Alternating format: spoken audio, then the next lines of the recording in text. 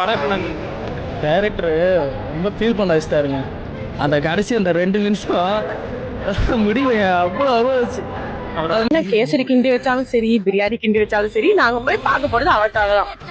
So நாங்களாம் வந்து எதுவாக இருந்தாலும் பரவாயில்ல, அண்ணன் ஸ்க்ரீனில் வந்தால் போதும் அப்படின்ற மைண்ட் செட் பண்ணிட்டோம். மாண்புமிகு தமிழ்நாடு முதல்வர் அவர்கள் நடிக்கும் ஜோசப் விஜய் ஜனநாயகன் படம் எப்படி இருக்குன்னு பார்க்கலாம். படத்தோட கதை என்னன்னா, தளபதி ஸ்டார்டிங்லேயே ஜெயிலில் இருக்கார். அங்கே இவர் நடவடிக்கையை பார்த்து ஜெயிலராக இருக்கிற கௌதம் வாசுதேவனுக்கு பிடிச்சு போயிடுது. அதனால் தளபதிக்கு ஹெல்ப் பண்ணுறாரு. இந்த ஹெல்ப் பண்ணனால மேல் அதிகாரி கௌதம் வாசுதேவனை ட்ரான்ஸ்ஃபர் பண்ணிடுறாங்க. தளபதி ஜெயிலேருந்து வெளியே வந்த உடனே கௌதம் வாசுதேவனையும் அவரோட மகளையும் பார்க்க போகிறாரு. அங்கே கௌதம் வாசுதேவனுக்கு என்ன ஆசைன்னா, தன் மகளை எப்படியாவது இராணுவத்தில் சேர்க்கணும். அதுதான் கௌதம் வாசுதேவனுக்கு ஆசை. ஒரு கட்டத்தில் கௌதம் வாசுதேவன் ஆக்சிடெண்ட்டில் இறந்துடுறாரு. அப்புறமா தளபதி வந்து தன் மகளாக வளர்த்து தம்மாலாம் எடுத்து வளர்க்குறாரு. நான் சாதா மேன் தான் பேபி, ஆனால் செய்கிற சம்பவம்லாம் சூப்பராக இருக்கும்னு சொல்லுவாங்க. அப்புறமா தான் கௌதம் வாசுதேவன் ஆசையான இராணுவத்திலையும் சேர்த்தாரா இல்லையா? புலி மாதிரி வளர்க்கும். இந்த வருஷமாவது ஆர்மி அப்ளிகேஷனில் ஒழுங்காக கையெழுத்து போடுமா? இதற்கிடையில் வந்து இந்தியாவுக்கு வந்து அச்சுறுத்தல் ஏற்படுது மைன் வில்லனால். அதை எப்படி சமாளித்தார், இதுக்கப்புறம் என்ன நடந்துச்சு, அதுதான் படத்தோட கதையே. இன்னிலிருந்து 30வது நாள் இந்தியா என் காலடியில் வந்து விழும். இதில் பாசிட்டிவ் என்னென்னா, தளபதி விஜய் மட்டும்தான். தளபதி விஜய் 3 மணி நேரம் கிட்ட படம் ஓடுது. இந்த 3 மணி நேரம் முழு படத்தையும் பார்க்க வச்ச ஒரே ரீசன் வந்து தளபதி விஜய் மட்டும்தான், வேறு யாரும் கிடையாது. தளபதி விஜய் ஒன் மேன் மட்டும்தான் இந்த 3 மணி நேரம் படத்தையே பார்க்க முடிஞ்சிச்சு.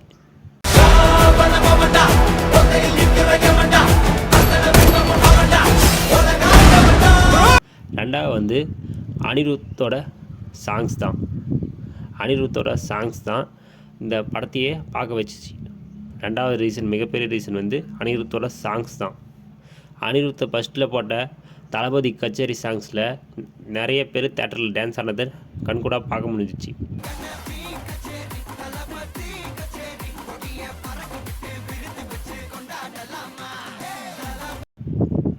ஒரு பெரிய வரலாறு சாங்காக இருக்கட்டும்,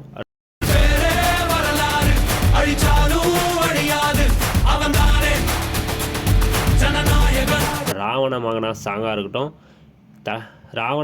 குறிப்பாக ராவண மகனா சாங்குக்கு தேட்டரே பிளாஸ்ட் ஆயிடுச்சு.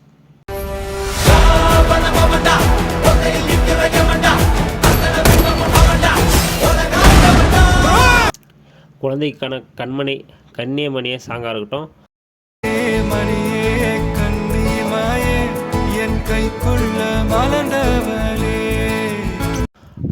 அந்த சாங்கும் நல்லாவே இருந்துச்சு. அனிருத் மியூசிக் நல்லாவே பண்ணிட்டார்.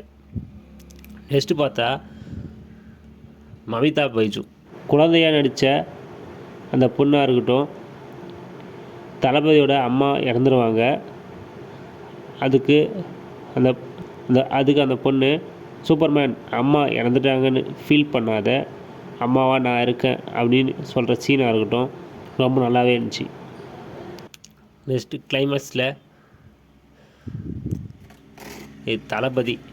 இது எங்கள் தளபதி, என் அண்ணன், என் சித்தா, என் உயிர் கொடுக்காத அப்பா சொல்கிற சீனாக இருக்கட்டும், இது எல்லாமே ரொம்பவே நல்லா இருந்துச்சு. திருத்திட போறானே என் நண்பன், என் தளபதிடா. பூஜா ஹெட்டே சும்மா தளபதி கச்சேரி சாங்ஸ் மட்டும் கூட வச்சுருக்காங்க, சும்மா சப்போர்ட்டுக்கு வச்சுருக்காங்க.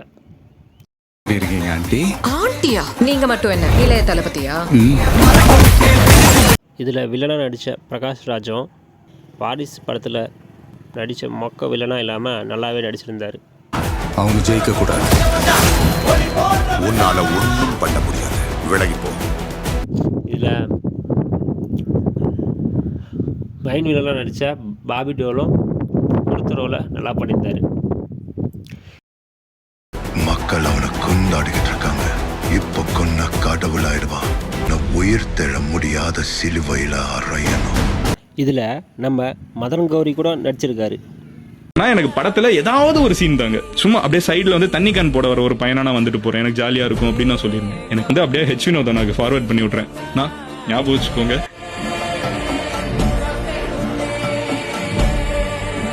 இதில் ஃபஸ்ட் ஆஃப் ரொம்ப நல்லாவே எடுத்து போயிருந்தாங்க.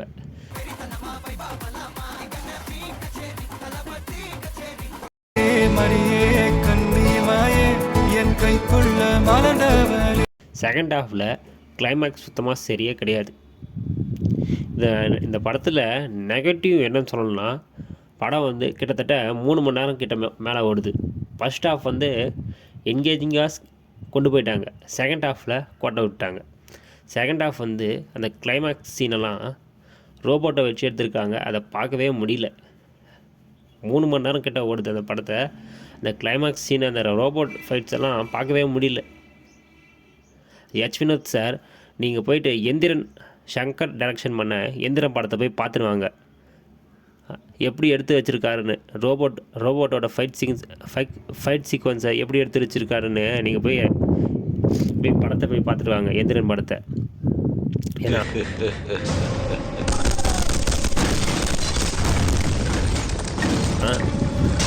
ஒரு சாதாரண ஒரு கமர்ஷியல் படம் எப்படி இருக்கணும்னு உங்களுக்கு தெரியல. கமர்ஷியல் படத்தில் ரோபோட்டை கொண்டு வந்துருக்கீங்க, நிறைய லாஜிக் மிஸ்டேக் இருக்குது, படத்தில் பார்க்கவே முடியல. இதில் பார்க்க வச்ச ஒரே ஆள் மட்டும் தளபதி மட்டும்தான். இந்த 3 மணி நேரம் படத்தை முழு படத்தையும் பார்க்க வச்சது தளபதி மட்டும்தான்.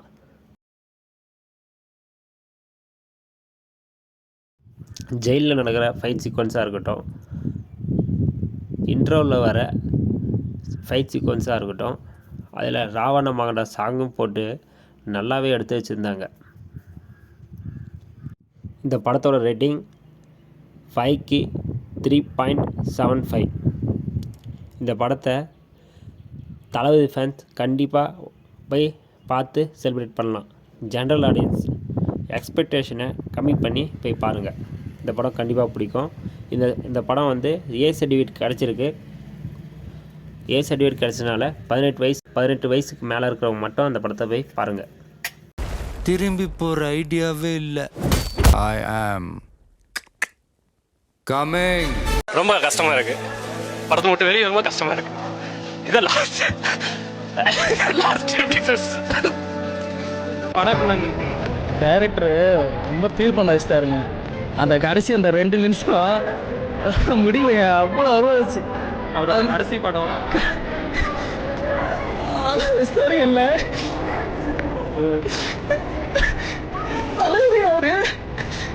அவரு ரொம்ப ஃபீல் பண்ண வச்சுட்டாருங்கல்ல அந்த 2 நிமிஷம்.